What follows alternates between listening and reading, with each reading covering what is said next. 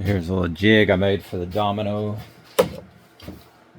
So, making these picture frames. Makes them pretty quick. I just have to mark one corner for my reference line.